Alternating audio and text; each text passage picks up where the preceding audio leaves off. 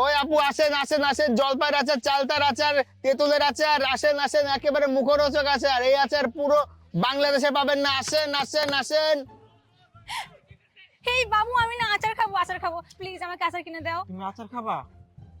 চলো। এই মামা, আমাকে এই আচারটা দেন।